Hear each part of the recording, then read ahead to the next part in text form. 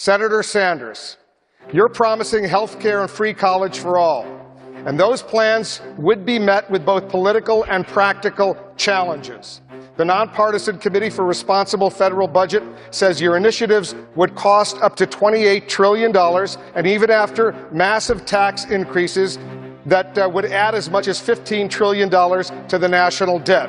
How is this fiscally responsible? Mr. Trump, you're talking about waste, fraud, and abuse, but an independent bipartisan organization, the Committee for a Responsible Federal Budget, says improper payments, like you're talking about, that would only save about $3 billion.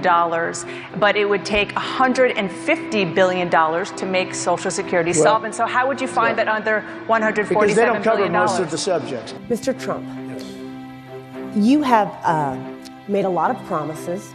And you have also, you're the only candidate who has said he would not touch entitlements.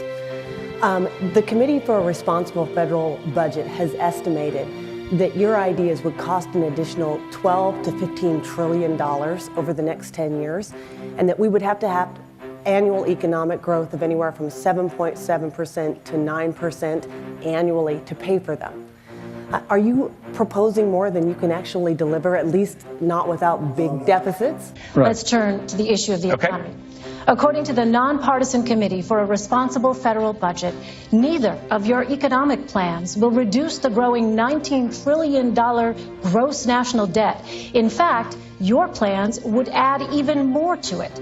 Both of you were governors who balanced state budgets. Are you concerned that adding more to the debt could be disastrous for the country? Governor Pence, on the issue of Social Security, in 18 years, when the Social Security trust funds run out of money, you'll be 76. The Committee for a Responsible Federal Budget estimates your benefits could be cut by as much as $7,500 per year. What would your administration do to prevent this cut? Trump, Secretary Clinton, no, we need to move on to our final segment, and that is the national debt, which has not been discussed until tonight. Our national debt as a share of the economy, our GDP, is now 77%. That's the highest since just after World War II. But the Nonpartisan Committee for a Responsible Federal Budget says, Secretary Clinton, under your plan, debt would rise to 86% of GDP over the next 10 years. Mr. Trump, under your plan, they say it would rise to 105% of GDP over the next 10 years. The question is, why are both of you ignoring this problem? Mr. Trump, you go first.